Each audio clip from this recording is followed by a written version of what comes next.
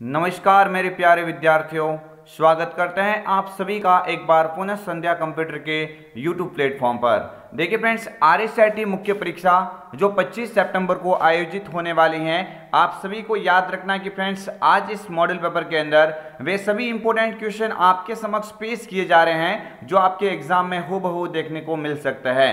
Friends, तैयारी 90% से ऊपर वाली दमदार सीरीज के अंदर आप भी जुड़ जाइए। फ्रेंड्स, स्वागत है आप सभी का इस प्लेटफॉर्म के अंदर। और फ्रेंड्स, आप भी लीजिए एक अच्छे परसेंटेज के साथ में अपने RSIT परिणाम के अंदर एक उच्च स्कोर। तो फ्रेंड्स, आप सभी को याद रखना है, हम बढ़ेंगे पहले क्वेश्चन की ओर।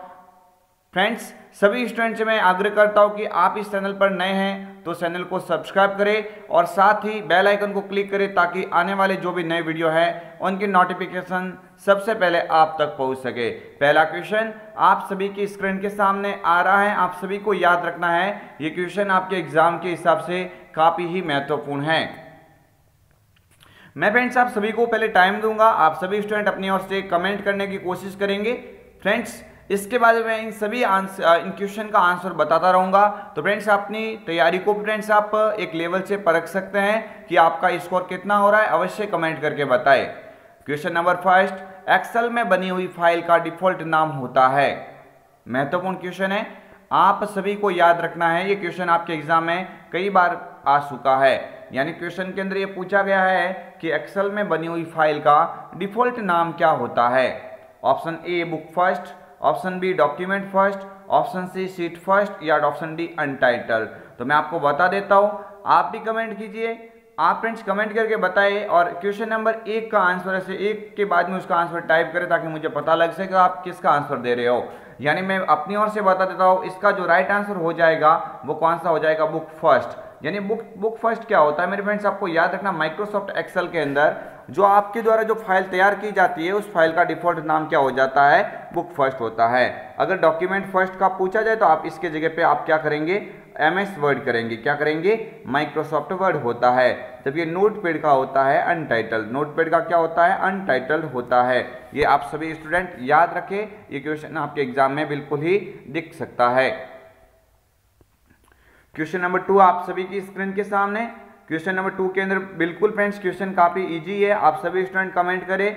और फ्रेंड्स आप इस चैनल के साथ में अंत टाइम तक जुड़े रहना। जैसे आपका एग्जाम होगा फ्रेंड्स, आपके एग्जाम में काफी सारे क्वेश्चन एज इट इज जो देखने को मिल सकते हैं, जो मैं आपको मैं बता रहा हूँ। पावर पॉइंट में बनाई प्रस्तुति को स्क्रीन पर प्रदर्शित करने के लिए किस कमांड का उपयोग किया जाता है।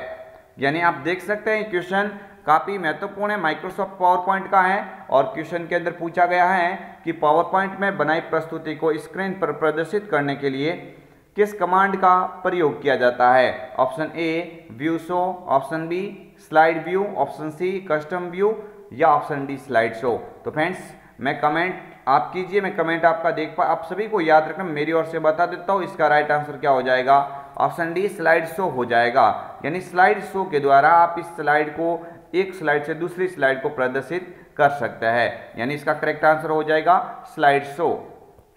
नेक्स्ट बढ़ेंगे आगे वाले क्वेश्चन की ओर। आप सभी को याद रखना है, क्वेश्चन काफी ही महत्वपूर्ण है। ये क्वेश्चन फ्रेंड्स आपके एग्जाम के हिसाब से काफी महत्वपूर्ण है, आप सभी स्टूडेंट इसको याद रखेंगे, कोई भी स्टूडेंट इनको इग्नोर नहीं करेगा। ये काफी इंपॉर्टेंट क्वेश्चन है जो आपके एग्जाम में बिल्कुल आपको देखने को मिल सकता है। तो देखिए फ्रेंड्स, क्वेश्चन नंबर 3 आपकी स्क्रीन के सामने है। सभी स्टूडेंट कमेंट करके बताएं और अवश्य कमेंट करना कि इसका आंसर क्या होगा।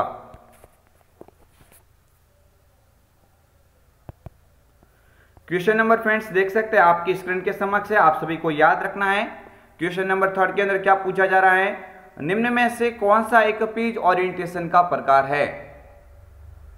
Option A portrait, option B landscape, option C A और बी दोनों या उपरोक्त में से कोई नहीं। तो देखिए फ्रेंड्स आप सभी को याद रखना, ये क्वेश्चन आपके एग्जाम में कई बार आ चुका है। पेज ओरिएंटेशन 2 प्रकार के होते हैं, आप सभी को याद रखना है। एक तो होता है पोर्ट्रेट जिसमें पेज इस तरह से होता है, एक मेरे फ्रेंड्स लैंडस्केप होता है जो पेज आपको इस तरह से, यानी क्वेश्चन 2 तरह से बन सकता है। अगर इसमें क्वेश्चन पूछा जाता तो ये पूछा जा सकता है कि ऐसा कौन सा ओरिएंटेशन का प्रकार है जो MS वर्ड में बाय डिफॉल्ट रूप से इस्तेमाल होता है, उस वक्त आप करके आएंगे पोर्ट्रेट। जबकि क्वेश्चन ये भी बन सकता है कि ऐसा कौन सा पेज ओरिएंटेशन का प्रकार है जो आप टेक्स्ट को सॉरे फॉर्मेट में लिखने की अनुमति देता है, तो आप क्या करके आएंगे, लैंडस्केप। बट यहाँ पे बात हो रही है कि पेज ओरिएंटेशन का प्रकार, तो यहाँ पे ए और बी दोनों हो जाएगा, यानी दोनों विकल्प सही माने जाएंगे क्योंकि ये ऑप्शन दोनों आपसे मिलान खा रहा है। नेक्स्ट आगे वाला क्वेश्चन आप सभी को याद रखना है, क्वेश्चन काफी महत्वपूर्ण है और ये एग्जाम में बिल्कुल ही बन सकता है। क्वेश्चन नंबर 4, निम्न में से कौन सा एमएस वर्ड में फॉन्ट स्टाइल नहीं है।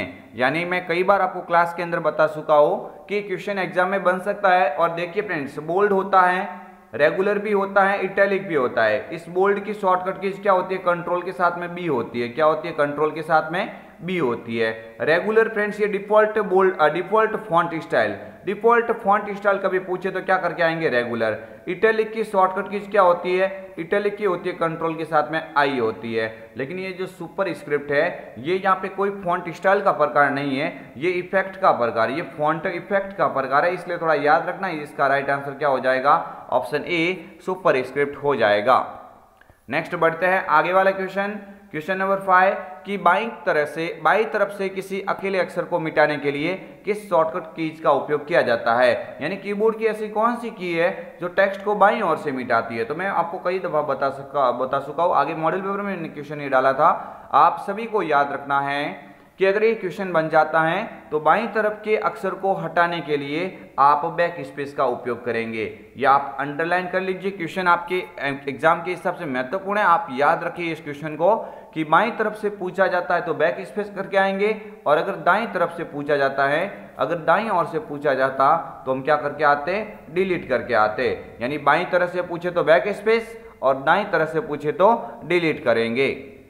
नेक्स्ट आगे वाला क्वेश्चन को ध्यान से पढ़ेंगे और बताने की कोशिश करेंगे इसका आंसर क्या होगा। क्वेश्चन नंबर 6, कौन सी कुंजी दबाने पर स्लाइड शो समाप्त हो जाता है। ये आप फ्रेंड्स ये क्वेश्चन आप निश्चित ही आप याद कर लीजिए, क्वेश्चन काफी एग्जाम के हिसाब से महत्वपूर्ण है।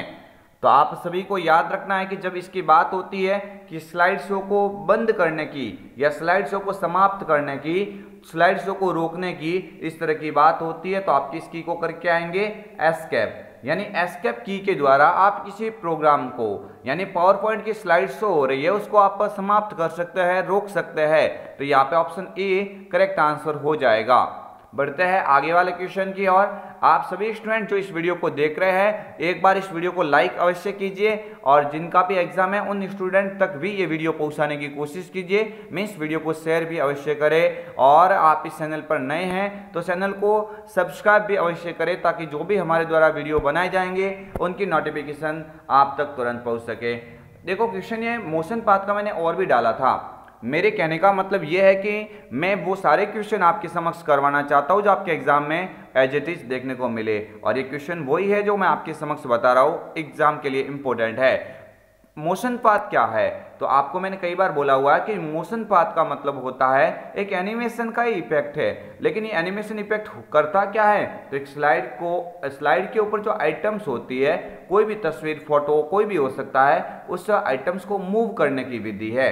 यानी मूव करने के लिए आप इस मोशन पाथ का उपयोग कर सकते हैं। बढ़ेंगे आगे वाले क्वेश्चन की ओर।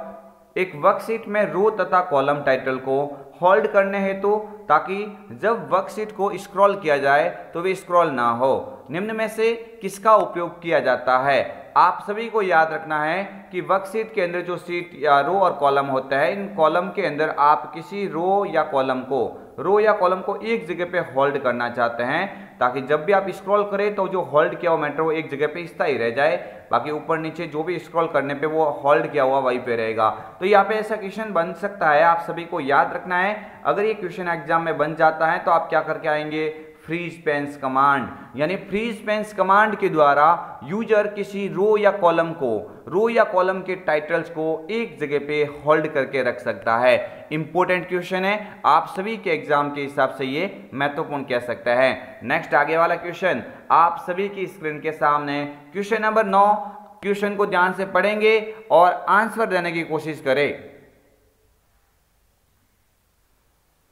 क्वेश्चन नंबर 9 के अंदर क्या पूछा जा रहा है, माइक्रोसॉफ्ट एक्सेल 2010 में चयनित सेल से एक चार्ट बनाने के लिए किस कीबोर्ड कीज का उपयोग किया जाता है? देखिए फ्रेंड्स, ये मैंने कई बार आपको बोला है कि जब न्यू चार्ट की बात होती है, ये दो आप याद रख लिए, एक तो न्यू चार्ट को याद रखे यानी न्यू चार्ट की पूछे तो भी याद रखनी है, और न्यू शीट की पूछे यानी न्यू शीट की अगर बात होती है तो न्यू शीट की भी आप याद रखेंगे।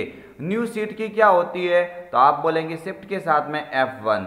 न्यू शीट की पूछे तो आप क्या करके आएंगे, शिफ्ट के साथ में F1 करके आएंगे। शिफ्ट के साथ में F1 किसकी होती है, न्यू शीट की। यहाँ पे न्यू चार्ट के बारे में बात हो रही है तो आप किसको करके आएंगे, न्यू चार्ट की शॉर्टकट कीज बताइए तो आप क्या करेंगे, F11 करेंगे।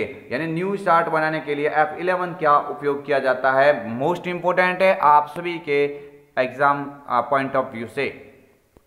नेक्स्ट बढ़ेंगे आगे वाले क्वेश्चन की, और आप सभी को याद रखना है क्वेश्चन ये भी इंपॉर्टेंट है। आप सभी जो ये क्वेश्चन देख रहे हैं, हम रोजाना मॉडल पेपर के अंदर आपको बता रहे हैं, वो सारे के सारे क्वेश्चन बहुत ही महत्वपूर्ण हैं। किसी भी क्वेश्चन को इग्नोर नहीं करेंगे।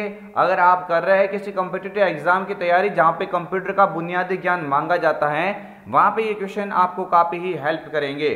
क्वेश्चन नंबर 10, प्रोग्राम का संग्रह, प्रोग्रामों का संग्रह जो विशेष प्रयोजन के लिए लिखा जाता है। Option A hardware, option B software. देखिए फ्रेंड्स, जल्दी से बताने की कोशिश करें इसका आंसर क्या होगा। देखिए मैं मेरी ओर से भी बता देता हूं, आप सभी को याद रखना है इसका करेक्ट आंसर क्या हो जाएगा, सॉफ्टवेयर हो जाएगा।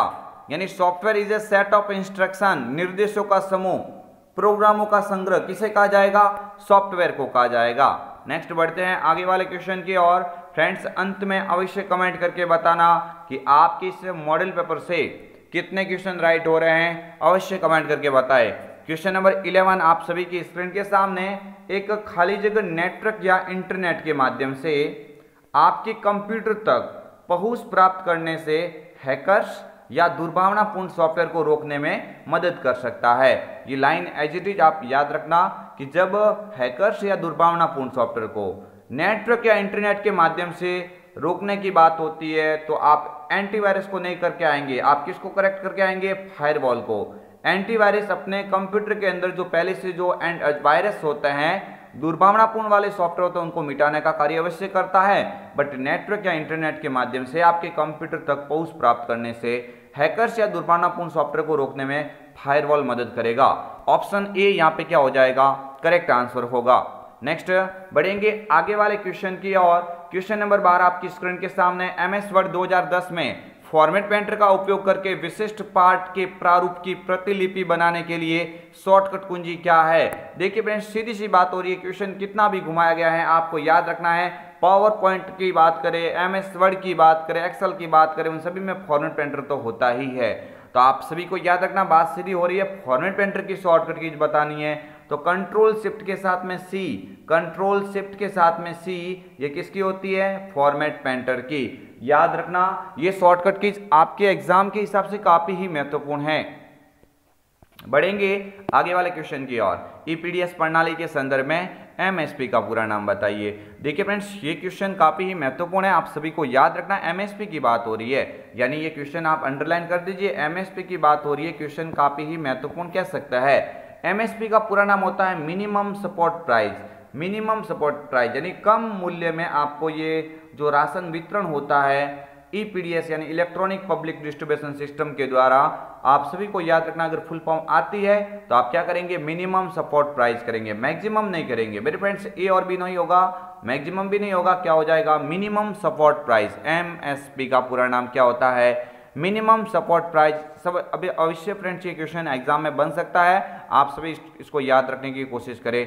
आगे वाला क्वेश्चन आप सभी की स्क्रीन के सामने, किसका उपयोग दो या दो से, किसका उपयोग दो या अधिक मोबाइल उपकरण के बीच फाइलों को स्थानांतरित करने के लिए किया जा सकता है। देखिए फ्रेंड्स, ये कोई तो ऐसे क्वेश्चन आएंगे जो फ्रेंड्स आपको बताने की आवश्यकता भी नहीं होनी चाहिए, तुरंत क्वेश्चन पूरा होते ही आपका जवाब आना चाहिए। यानी दो फ्रेंड्स मोबाइल के बीच में आप फाइल को साझा करना चाहते हैं, गूगल मैप से थोड़ी ना होगा, राजस्थान संपर्क शिकायत निवारण प्रणाली इससे भी नहीं होगा, गूगल ग्लास नहीं। मेरे फ्रेंड्स, करेक्ट आंसर यहाँ पे क्या हो जाएगा, ब्लूटूथ। आप सभी याद रखना है, आप सभी को याद रखना है। एक्चुअली आप इसका इस्तेमाल भी करते हैं तो इसमें ज़्यादा बताने की आवश्यकता भी नहीं होनी चाहिए। आगे वाला क्वेश्चन आपके स्क्रीन के सामने है कि विंडोज 10 पर फाइल या फोल्डर्स को लॉक करने में आपकी कौन सी एप्लीकेशन मदद कर सकती है? ये क्वेश्चन अंडरलाइन कर दीजिए। क्वेश्चन फ्रेंड्स आपके एग्जाम में बिल्कुल ही बन सकता है कि फाइल या फोल्डर्स को लॉक करने में आपकी कौन सी एप्लीकेशन मदद करती है। तो आप सभी को याद रखना है Windows defender, Cortana, folder lock या उपरोक्त सभी। तो सीधी सी बात हो रही है, फाइल को लॉक करना, फोल्डर को लॉक करना मीन्स किसकी बात हो रही है? फोल्डर लॉक की। यानी ऑप्शन सी यहां से क्या हो जाएगा? करेक्ट आंसर हो जाएगा। बढ़ेंगे आगे वाले क्वेश्चन की और सभी स्टूडेंट ध्यान देंगे और समझने की कोशिश करेंगे क्वेश्चन के अंदर क्या पूछा जा रहा है। जब कोई यूजर खाली जगह पर माउस ले जाता है तो वह हैंड का आकार हो जाता है। देखिए आप सभी को याद रखना है कि जो माउस का जो पॉइंटर होता है इस तरह से तीर आकार का होता है। ये फ्रेंड्स आप किस वक्त आप इसको देखेंगे कि ये हैंड के आकार में बदल गया, यानी इस तरह से बदल गया है। यानी ये हैंड के आकार में मेरे फ्रेंड्स कब बदला जाएगा, तो ये आपसे पूछा जा रहा है। अब आपको याद रखना है ऑप्शन ए हाइपरलिंक, बुकमार्क, क्रॉस रेफरेंस या ड्रॉप कैप। देखिए पहली बात तो आप सभी को याद रखना है कि ये सभी के सभी आपको याद रखना कहाँ पे होते हैं? इंसर्ट मेन्यू के अंदर होता है। पहली बात तो आप याद रखेंगे ये होते कहाँ पे हैं, तो आप बोलेंगे इंसर्ट के अंदर होता है। कहाँ पे होता है? इंसर्ट के अंदर होता है। लेकिन यहाँ पे माउस के जो आकार है पॉइंटर का वो हैंड आकार में तब बदला जाता है जब आप किसका इस्तेमाल करते हो? हाइपरलिंक का। यानी ऑप्शन ए यहाँ से क्या हो जाएगा? एक्यूरेट आंसर हो जाएगा ऑप्शन ए। ये फ्रेंड्स पूछा जाए तो आप याद रखना कंट्रोल के साथ में के इसकी क्या होती है? शॉर्टकट की। कंट्रोल के किसकी होती है? आप बोलेंगे हाइपरलिंक की होती है। बढ़ेंगे आगे वाले क्वेश्चन की और आईएसपी का पूरा नाम बताइए। आईएसपी का इजी से फ्रेंड्स याद रखना, आईएसपी का पूरा नाम होता है इंटरनेट सर्विस प्रोवाइडर। इंटरनेशनल नहीं बोलेंगे, क्या बोलेंगे? Internet service provider. Internet service provider ये फ्रेंड्स आईएसपी का पूरा नाम होता है। आप सभी को याद रखना है, क्वेश्चन एग्जाम के हिसाब से महत्वपूर्ण कह सकते हैं। कौन सा ऐप नागरिक मुद्दों को हल करने और समाधान प्रदान करने के लिए बनाया गया है? कमेंट फ्रेंड्स अवश्य आनी चाहिए सभी स्टूडेंट की। यानी आपके एग्जाम के लिए फ्रेंड्स ज़्यादा दिन नहीं रहे हैं, मतलब काफ़ी कम दिनों को ही समय आपके पास में। 25 सितंबर को अगर एग्जाम है तो आप सभी के लिए फ्रेंड्स मान के चले कि आपके पास में मात्र 20 दिन का भी समय नहीं है। तो आप इसको याद रखिए और आज से ही जुड़ जाइए इस प्लेटफॉर्म के साथ में, ताकि आपको अच्छे से अच्छे हेल्प मिल सके। कौन सा ऐप नागरिक मुद्दों को हल करने और समाधान प्रदान करने के लिए बनाया गया है? तो मैंने कई दफ़ा आपको बोला है कि राजस्थान संपर्क होता है, ये शिकायत निवारण प्रणाली होती है। जो भी अपने जो मुद्दे होते हैं वो सॉल्व नहीं हो रहे हैं तो आप इसके ऊपर शिकायत दर्ज कर सकते हैं। तो आप सभी को याद रखना इसके हेल्पलाइन नंबर कितने होता है? 181 होता है। कितना होता है? 181 होता है। ऑप्शन सी यहां से क्या हो जाएगा? करेक्ट आंसर होगा। नेक्स्ट आगे वाला क्वेश्चन आप सभी को याद रखना है। क्वेश्चन नंबर 19वां है, पैराग्राफ की प्रत्येक लाइन को लेफ्ट और राइट मार्जिन के मध्य अलाइन करता है। तो ये क्वेश्चन भी एग्जाम में बन सकता है, क्वेश्चन महत्वपूर्ण है। पैराग्राफ होता है, उस पैराग्राफ के अंदर जो दोनों साइड से अलाइन करने की बात होती है, यानी लेफ्ट और राइट साइड से सेम मार्जिन देने की बात होती है, तो वहां पे आप किसको करके आएंगे? जस्टिफाई को करके आएंगे। यानी जस्टिफाई एक अलाइनमेंट का प्रकार है जिसकी शॉर्टकट की पूछी जाए तो कंट्रोल के साथ में जे होती है। सेंटर मध्य में अलाइन करता है, कंट्रोल के साथ में ई इसकी शॉर्टकट की होती है। तो आपको याद रखना इसका राइट आंसर क्या हो जाएगा? ऑप्शन बी जस्टिफाई हो जाएगा। नेक्स्ट बढ़ते हैं आगे वाले क्वेश्चन की और यूपीआई का पूरा नाम बताइए। देखिए फ्रेंड्स यूपीआई का पूरा नाम क्या होता है ये भी आपको याद रखना है। तो यहाँ पे करेक्ट आंसर क्या हो जाएगा? यूनिफॉर्म। यूनिफॉर्म पेमेंट नहीं बोलेंगे, नहीं यूनिवर्सल बोलेंगे, यूनिफाइड पेमेंट इंटरफेस। यूपीआई का पूरा नाम क्या होता है? Unified payment interface. Option A ये जो है इसका राइट आंसर हो जाएगा। ये फ्रेंड्स अंडरलाइन कर लीजिए, क्वेश्चन आपके एग्जाम के हिसाब से महत्वपूर्ण है। नेक्स्ट बढ़ते हैं आगे वाले क्वेश्चन की और। जिन फाइल और फोल्डर्स को आप हटाना चाहते हैं उसके लिए अस्थायी भंडारण कौन सा फोल्डर प्रदान करता है? आप कंप्यूटर से किसी फाइल या फोल्डर्स को जब हटाते हैं तो जो आपके द्वारा हटाई गई फाइल है वो अस्थायी रूप से किस फोल्डर में पड़ी रहती है, सेव रहती है? कैलकुलेटर, डस्टबिन, रिसाइकल बिन या न्यू फोल्डर? तो सभी को याद आना चाहिए ऑप्शन सी रिसाइकल बिन यहाँ पे क्या हो जाएगा?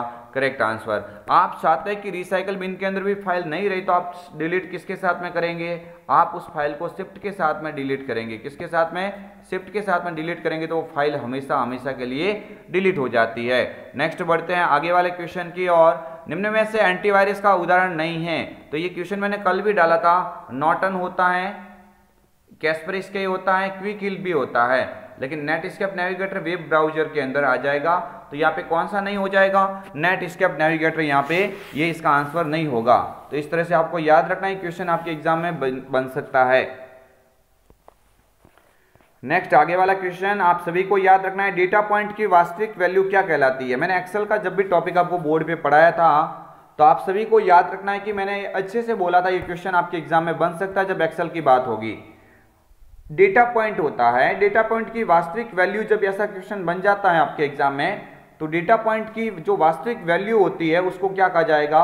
उसको डेटा लेबल्स कहा जाएगा। डेटा पॉइंट की वास्तविक वैल्यू डेटा लेबल्स कहलाती है। ये आप सभी को याद रखना है, यानी ऑप्शन बी पे लिखा हुआ है ये करेक्ट आंसर हो जाएगा।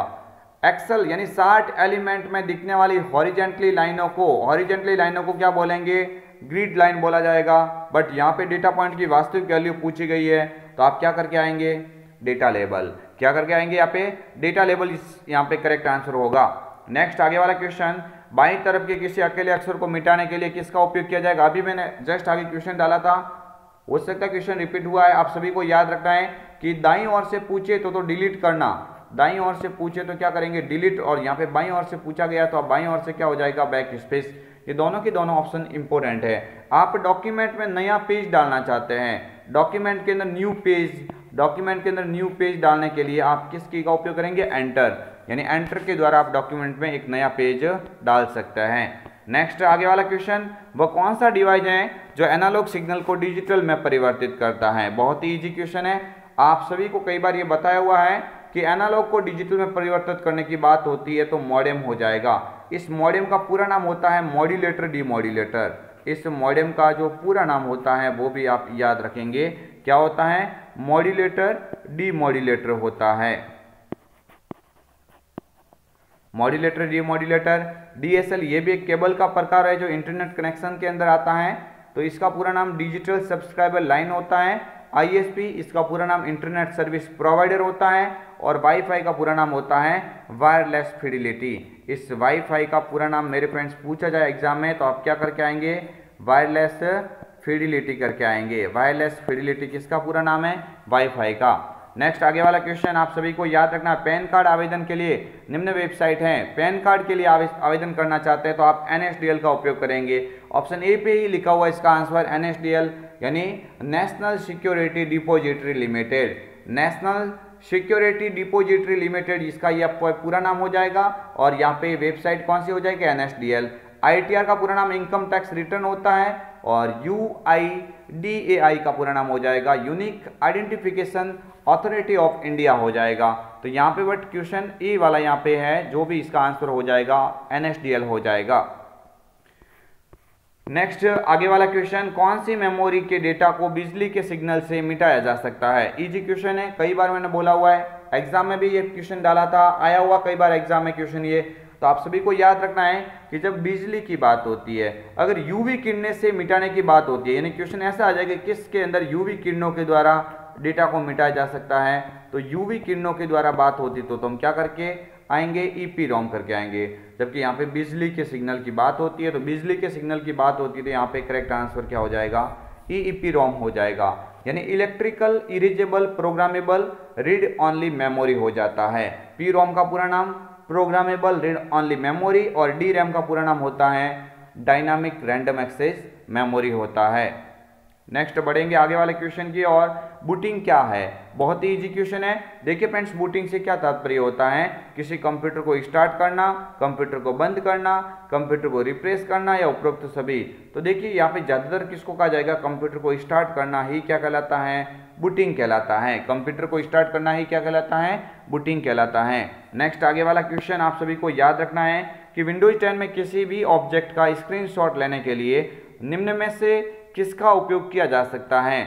तो ये मैंने कई बार बोला हुआ है, टॉपिक नंबर 3 के अंदर हमने पढ़ाया था, ये अच्छे से बताया था कि जो स्निपिंग टूल्स होता है, ये जो स्निपिंग टूल्स होता है इसका कार्य क्या होता है? स्क्रीनशॉट। यानी स्क्रीनशॉट के लिए आप किसका उपयोग करेंगे, स्क्रीनशॉट के लिए आप किसका उपयोग करेंगे, स्नैपिंग टूल्स का उपयोग करेंगे। विंडो स्टोर ये एक ऐसा टूल्स होता है जहां से आप गेम या सॉफ्टवेयर इत्यादि इंस्टॉल कर सकते हैं, जिस प्रकार आप गूगल प्ले स्टोर के अंदर मोबाइल में करते हैं। मैथ इनपुट पैनल ये एक ऐसा टूल्स है, ऐसा यूटिलिटी है जिसके अंदर यूजर मैथमेटिकल प्रॉब्लम को आसानी से सॉल्व करता है। कोर्टाना इसे वॉइस पावर्ड पर्सनल असिस्टेंट कहा जाता है। इसके द्वारा यूजर बोलकर या लिखकर कुछ सर्च कर सकता है, ये भी इंपॉर्टेंट है।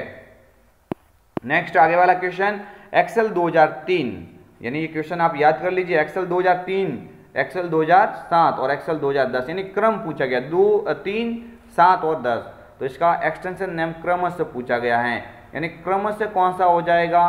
तो आपको याद रखना 2003 का तो होता है XLS, क्या होता है 2003 का XLS, 2007 का XLSX हो जाएगा और 2010 का भी क्या हो जाएगा XLSX हो जाएगा। ऑप्शन बी पे लिखा हुआ है करेक्ट आंसर।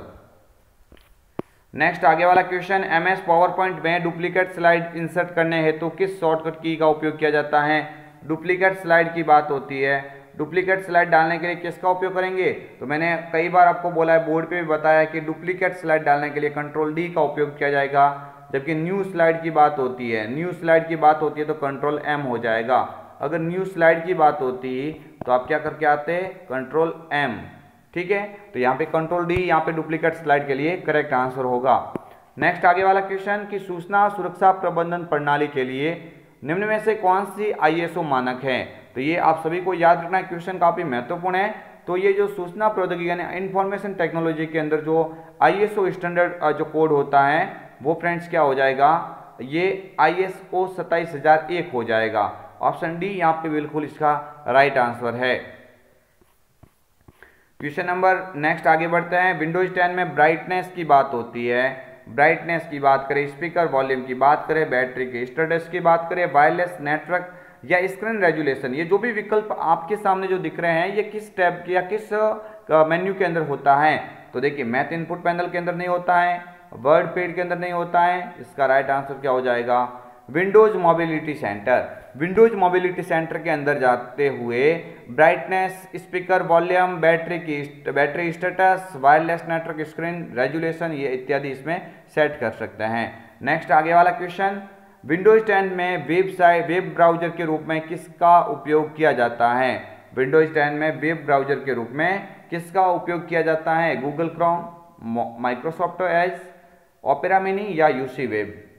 तो कमेंट कीजिए मेरे फ्रेंड्स, इसका राइट आंसर क्या हो जाएगा। एक विंडोज 10 में वेब ब्राउजर के रूप में किसका उपयोग किया जाता है, तो वेब ब्राउजर के रूप में किसका उपयोग किया जाएगा, आप सभी को याद रखना है, मैंने बोर्ड पे भी कई बार बताया हुआ, माइक्रोसॉफ्ट एज हो जाएगा। इसी माइक्रोसॉफ्ट एज का जो पहले नाम था विंडोज 7 में वगैरह वो क्या था, इंटरनेट एक्सप्लोरर, क्या था, इंटरनेट एक्सप्लोरर था। और इस टॉपिक का सबसे लास्ट क्वेश्चन है, आप सभी स्टूडेंट इस टॉपिक को या इस सेशन को राइट कमेंट के द्वारा पूरा करेंगे। आशा है फ्रेंड्स आपकी काफ़ी अच्छे यहाँ से क्वेश्चन आपको आ रहे होंगे। क्वेश्चन नंबर 35, पैराग्राफ को दाएं या बाएं मार्जिन से दूर ले जाना खाली जगह के संदर्भित करते हैं, यानी दाएं और बाएं मार्जिन से दूर ले जाना, ये कार्य फ्रेंड्स कौन करेगा, तो आप बोलेंगे ये कार्य होता है इंडेंटिंग का, यानी ऑप्शन सी पे लिखा हुआ इंडेंटिंग इसका राइट आंसर हो जाएगा। तो ये फ्रेंड्स मैं आपके समक्ष लेके आया था महत्वपूर्ण 35 क्वेश्चन। आप फ्रेंड्स कमेंट करके अवश्य बताइए कि आपके 35 में से कितने क्वेश्चन करेक्ट हो पाए, यानी अगर 35 क्वेश्चन आपने अटेम्प्ट किया है तो 35 में से आपके कितने क्वेश्चन यहाँ से करेक्ट हो रहे हैं, यानी 35 जो भी है इसमें से कितने क्वेश्चन आप कर पा रहे हैं वो फ्रेंड्स आप अवश्य कमेंट करके बताएं, ताकि फ्रेंड्स क्या होगा कि आपके स्तर को चेक किया जा सके, आपके नॉलेज को परखा जा सके और एग्जाम के लिए फ्रेंड्स आपकी अच्छी उचित तैयारी हो सके। मिलेंगे कल एक और अन्य वीडियो के साथ में। फ्रेंड्स अवश्य कमेंट करके बताना ये वीडियो आपको कैसा लगा, और फ्रेंड्स वीडियो को ज़्यादा से ज़्यादा शेयर करें, और आप नए हो तो सब्सक्राइब अवश्य करें। फ्रेंड्स कैसा लगा वीडियो कमेंट करके अवश्य बताना। मिलेंगे एक कल अन्य वीडियो के साथ में, तब तक के लिए जय हिंद, वंदे मातरम, जय भारत।